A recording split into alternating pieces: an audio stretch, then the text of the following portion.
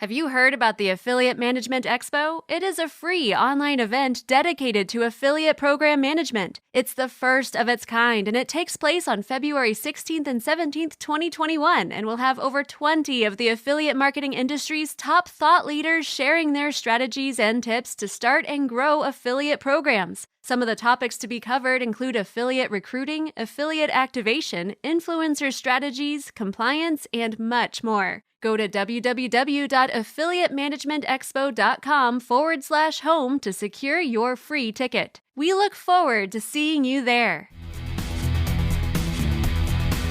You are listening to the Rick Magennis Show Podcast, where Rick and his guests talk all things affiliate program management. No topics are off limits. Want to learn proven tips and strategies to grow an affiliate program? Look no further. In today's episode, Rick speaks to Jeannine Crooks. Now here's your host, Rick Magennis. Enjoy the interview.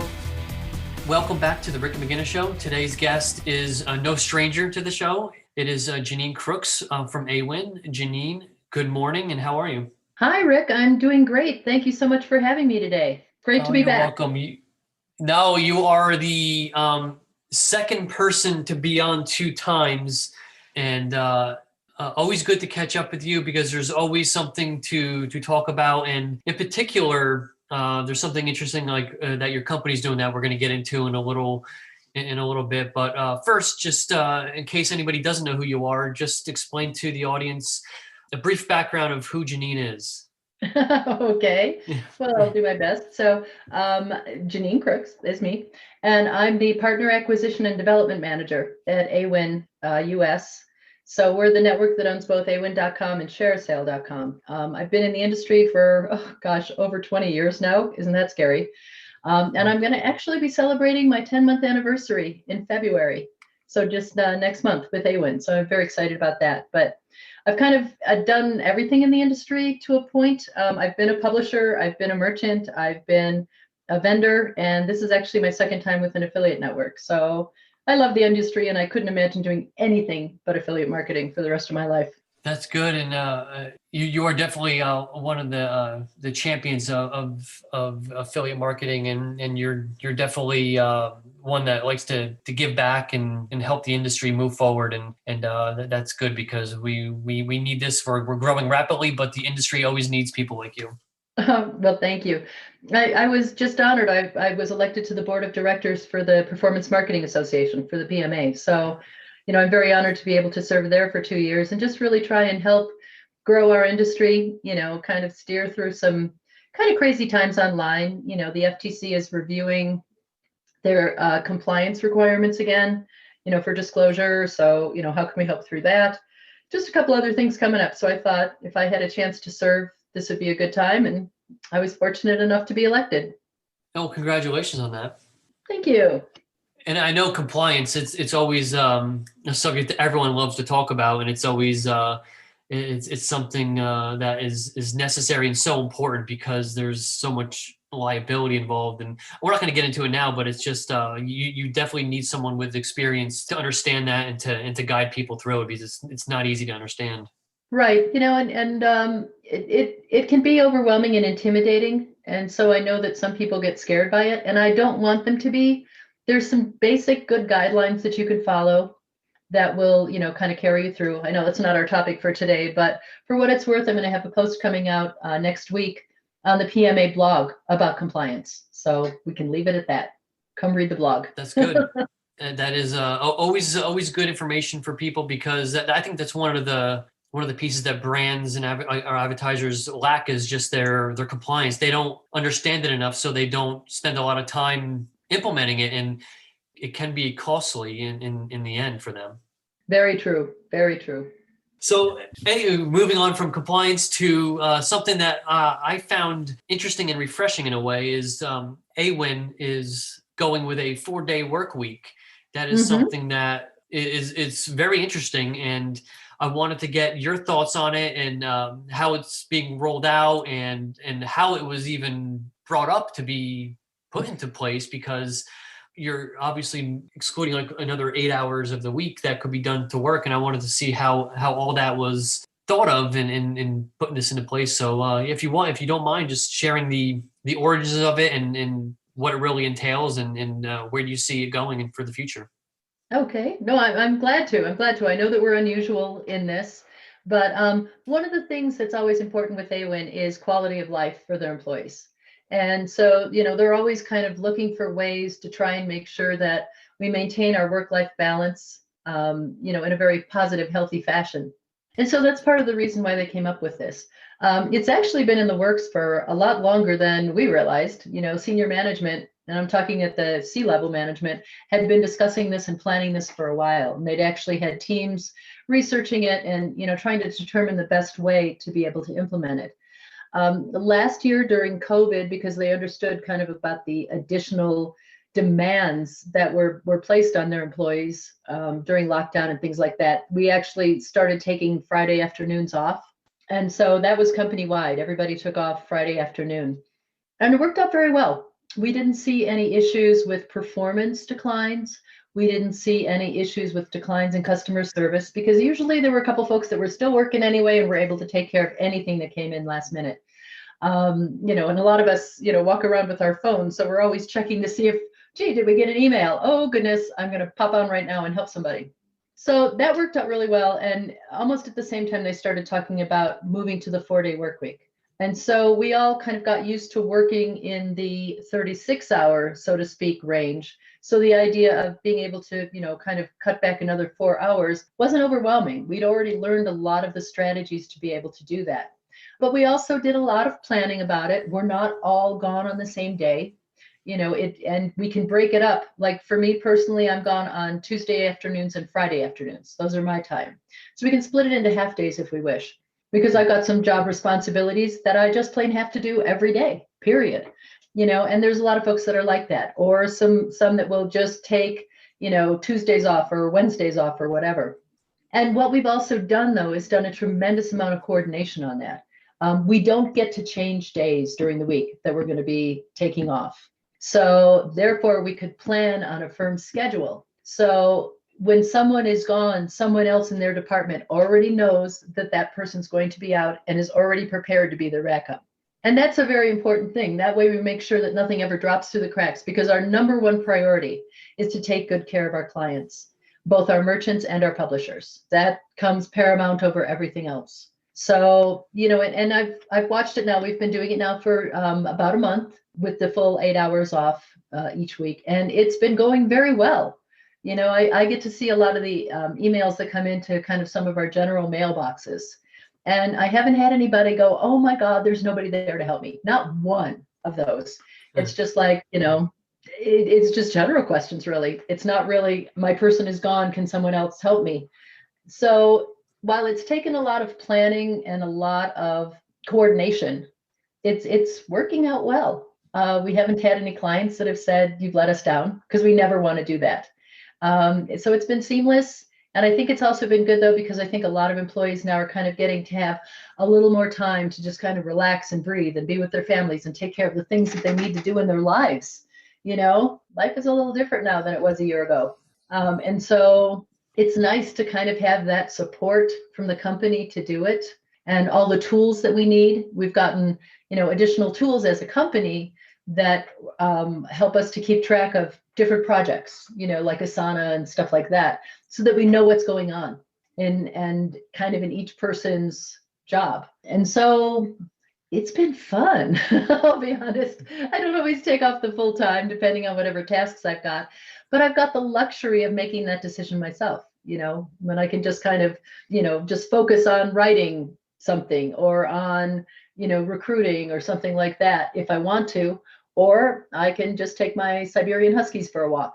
That feels good. No, absolutely. And that was one of my questions. You answered it, but it was interesting because I was wondering how you guys figured out the days you could take off, and if it was like you had to pick a day and then everyone was off that day. I didn't know it was just like a rotating schedule kind. Not rotating schedule, but you picked your days and those are it, and then other members of your team would be there to pick up the slack, so to speak. So that's good. That it's definitely a well thought out plan. And now, when was this actually implemented?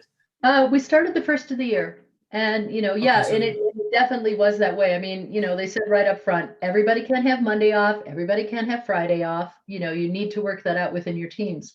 And each team kind of had the flexibility to determine how they were going to execute that on their own.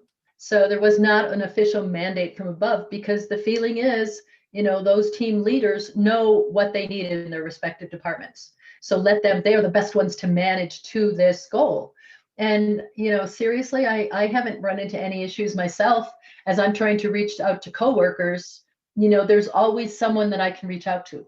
There's never a department that's just like everybody's gone on a day. It doesn't happen that way. And it's nice, because if that's what I'm experiencing, I know that that's also what our clients are experiencing. There's always someone who's available to talk to a publisher. There's always somebody available to talk to a merchant, and that's our goal. I mean, it's our job, it's our business, and it's our priority. So they figured it out. We've got some real smart people working on this, and it's showing right now. No, absolutely. And I know now you have the 4-day work week, but with remote working too, it's definitely a little more challenging too. And just thinking about it, like the people that are, because everyone's working from home still, right? Mm-hmm. Yes. And you just got to be more. You got to be more productive in your actual time in the office. And I think that's all in a way. It's a good thing. It's making people more accountable and knowing that they have to get their things done because they have a reward, so to speak, to work towards. They have a more time off, and they can do whatever. They can spend time with their kids, their wives, husbands, whatever it is. It's it's definitely an interesting way, and I look forward to seeing how it pans out over the longer period of time. Thank you. Yeah, when I first heard about it, I was like, really? Wow. But then as I started to see, what some of the plans were and how some things had been scheduled, all of those kinds of things, we had a team that really sat down and thought of all the what ifs. Like, for example, if there's a week with a holiday in it, such as we just had Martin Luther King Day, then you don't get your day off. You've already had one day off that week. So you don't get your, like I still work Tuesday afternoon, I still work Friday afternoon, and that was fine, and all of those things were spelled out in the beginning. So there aren't any questions among the employees about how does this work? How does that work? And that was, I think, really critical, because you can't do something like this with an organization as large as ours. I mean, we're 1,500 employees. We're in just about, we're on almost every continent. I found out we have an office now in Malaysia. I just learned that, and they're up and running, So, I mean, we've got time zones all around the world, and yet they found a way to do this. And so it took tremendous planning. It took tremendous foresight in terms of trying to anticipate all of the possibilities. And, and our team did that. And so it seems to be working out quite well. And even our senior management is getting to take advantage of it, because, I mean, you can imagine their responsibilities, are just, C-level responsibilities. But they're finding that if nothing else, they've got a time now that's been blocked out on their calendars that's enabling them to really focus on something, if they need to, without any kind of distractions, or to just get to spend some time with their kids, because all of our senior management team has children. So, it's nice to kind of have that freedom and that flexibility. We're all grown-ups. We all know what our job responsibilities are. We all know what the expectations are and what we need to do to take care of our clients. And, and our company trusts us to do that. And it's, from everything that I've seen, none of our team at any level is letting down that promise of making sure that they, do their work and get their job done. I love seeing that. I'll be honest. Like I said, it's going to be my 10th anniversary at the end of February with Awin. But, as I look over the team, I see how many people we've had here for so many years. And I think that the trust that Awin shows us is reflected by how people want to stay with us. It's not easy to hire somebody away from Awin. I'll tell you that. So we've got people that are 10 years, 9 years, 8 years. That's a long time in our industry to stay with the same company. But, they love the company. They love how we get treated as employees. They love that they're doing considerations like the 4-day work week for us. So people stay. And that means that we've got this wealth of talent that is extremely knowledgeable, extremely experienced, and, dedicated to doing a good job. Sorry, I'm not trying to turn it into a commercial, but I'm very passionate about it because, it's my daily life and it's good. No, absolutely. And the benefits obviously outweigh any negative pieces of it. But I wanted to just touch base on like the remote working. Are you guys planning on going back to offices this year, or is this something where you're going to integrate a fully remote team into the equation as well, along with this 4-day work week? Well, both our office in Chicago and our office in Baltimore are open, so to speak. And employees had the option of going back in there if they wanted to for a day or two a week, and so we purposely scheduled everything to make sure that we didn't have too many employees in there at any given time, that we had the opportunity to totally clean the facility in between each employee's appearance in there and stuff like that. So, because there are some folks that want to go do stuff in the office, they just plain enjoy it. And that's good, and sometimes you do just need to mix it up a little bit.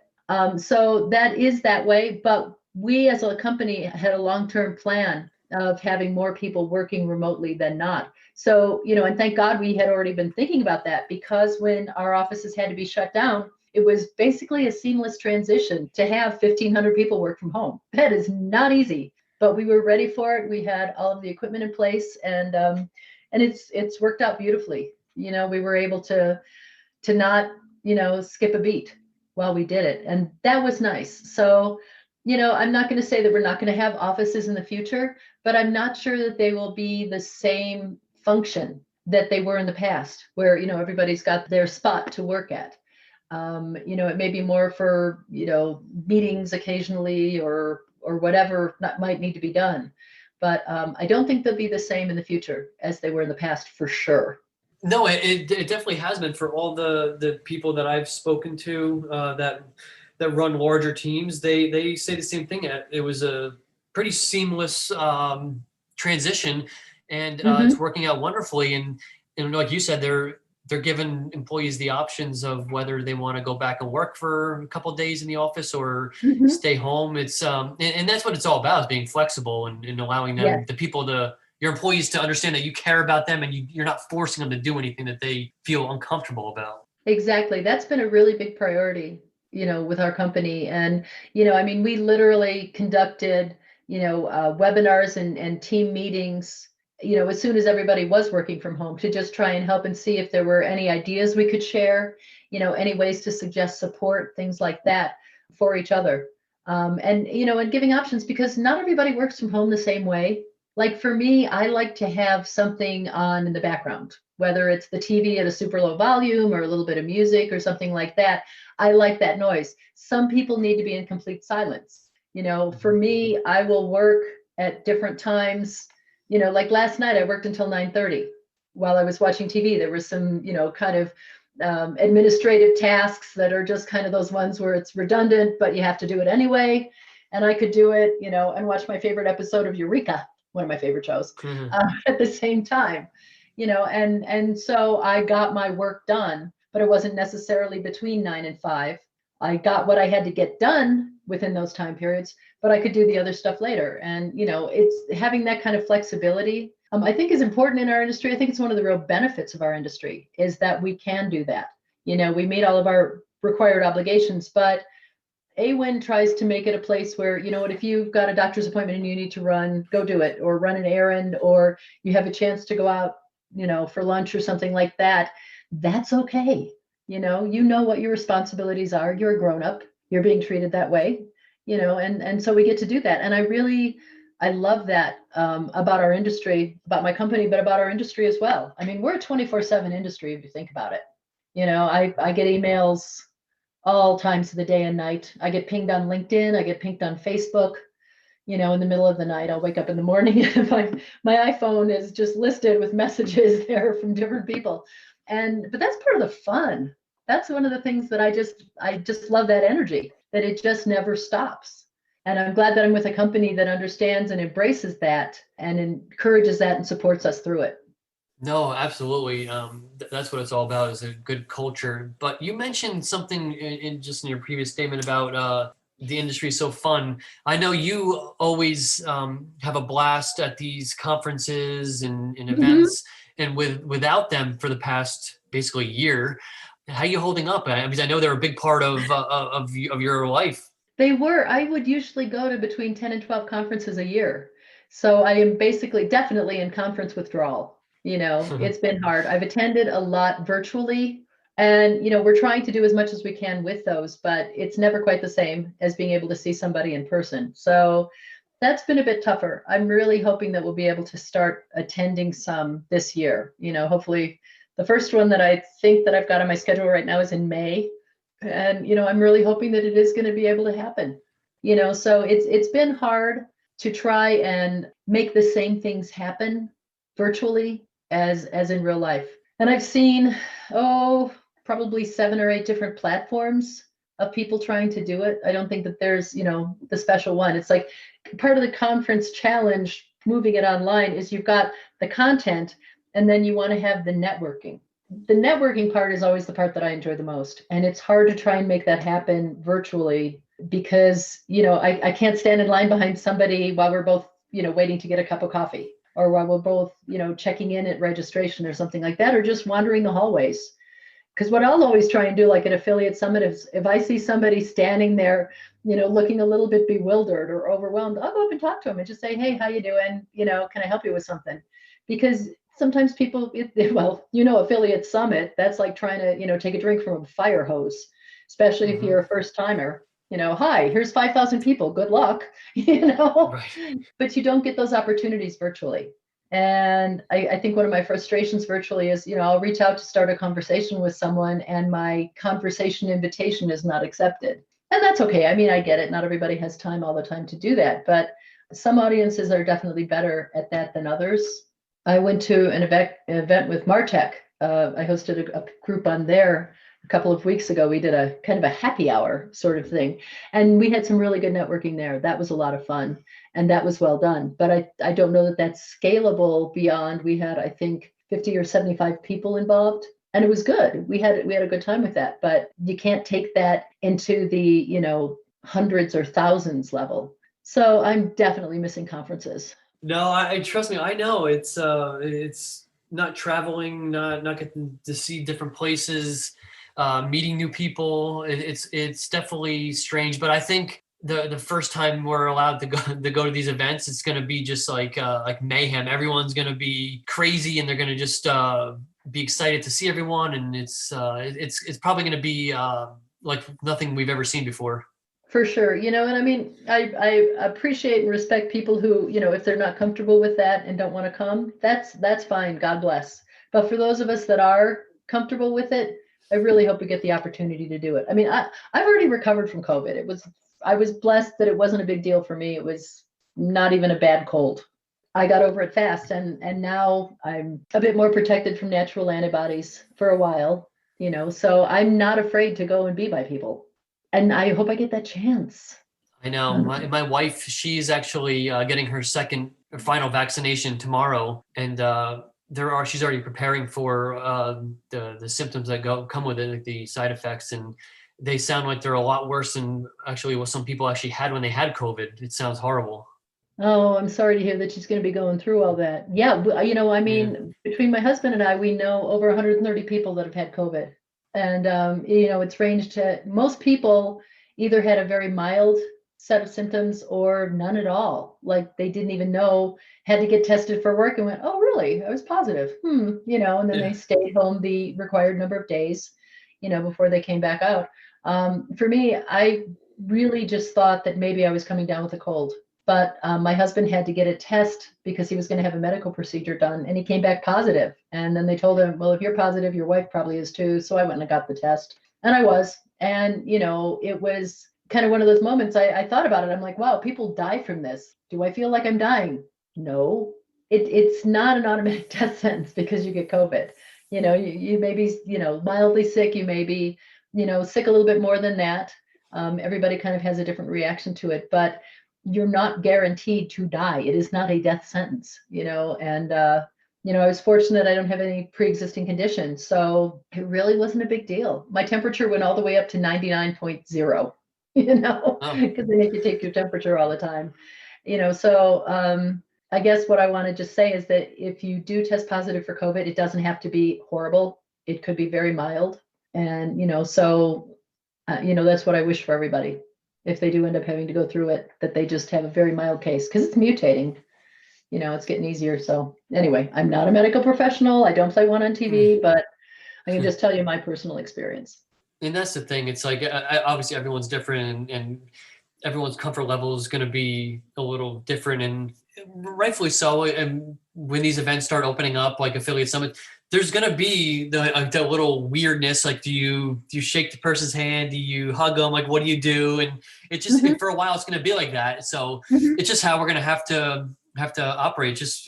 We're finding a solution around it, and just getting back to normal. And because I know for a fact, I need to start seeing some people, because I'm, my dog is sleeping all day, and I don't really get to interact with many people besides like clients and things like that, and like podcast interviews. But I definitely need the business interaction. That's for sure.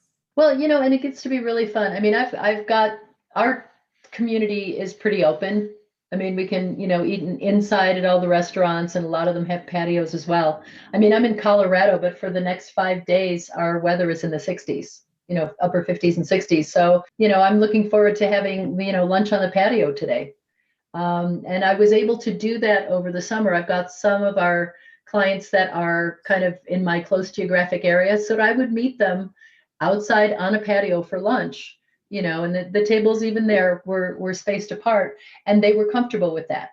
And it was good. And we had a good time talking, and it was just nice to be out, with a meal that I didn't cook, because I'm not a great cook. I'll be honest, did a lot of carry out, but it was just fun to be someplace like that, because there's an energy being surrounded by other people like that, conversations at all these other tables, and people that are, talking and laughing, and, live music is great to be able to go out and just enjoy that.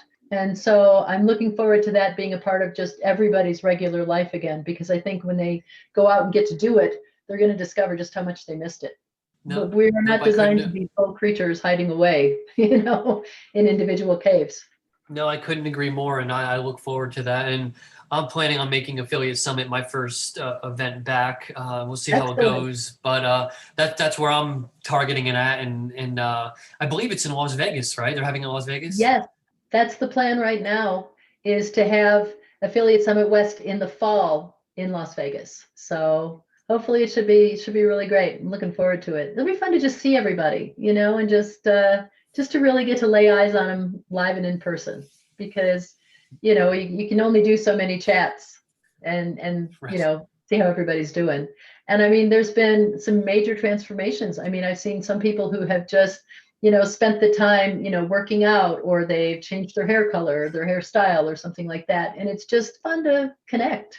Yeah, I think I might actually, start my countdown now to Summit until when we get to see everybody again. Yeah, no, it's gonna be a good time, and I think we're close to wrapping up. But Jeannine, is there anything else you want to share about what we talked about that you may not have talked about earlier? Well, just I think we're going to have an interesting year in 2021. Gotta get used to saying that now. Just because a lot more people got used to shopping online that had never done it before. And a lot of them really liked it and are continuing to do it. So just kind of as far as trends, we saw that a lot of merchants grew because they were willing to be out there. And, when Amazon couldn't deliver, then people were finding alternative merchants for it. They were like, gee, if I have to wait 5 days anyway, I'm going to check out these guys instead of Amazon, because this looks really cool, and so it was good to kind of see those things. So I think we are in for a very good year as an industry. I'm really excited about it, and can't wait to just try and help everybody be successful. That's always my goal. If I'm ever putting together any kind of a deal, I want every single party in it to come out beneficial for it. Nobody's the loser. Everybody's got to be the winner as well. And I think we're going to have that kind of a year this year. The consumer is going to get great merchandise. The publishers are going to be quite successful in, achieving commissions. The merchants are going to be able to sell their products. And, that kind of makes us as the network do well, because everybody else did well. It's fun. And you as the agency with happy clients. That's right. And it's one of those things where affiliate programs are still there. They're actually popping up more and more. Everyone sees the value in them, and unfortunately for companies like myself, we can help them with that because there's the lack of education in affiliate management is tremendous, and trying to bridge that gap. At least I'm trying to in the things I'm doing, but it's definitely a good thing seeing all these new affiliate programs popping up from brands that normally just pushed it under a rug or said maybe next year. They actually saw their competition succeeding with it, and they're like, crap, well, we better get our act in gear, or else we're going to be in some big trouble. Yeah. The merchants that decided to, you know what, we're just going to tough it out and we're going to make it through here, and we're going to keep working with our publishers, and we're going to serve our customers as best we can. Those guys came through for the most part quite strong. We really didn't see a lot of programs closing, even travel and stuff like that during the lockdowns.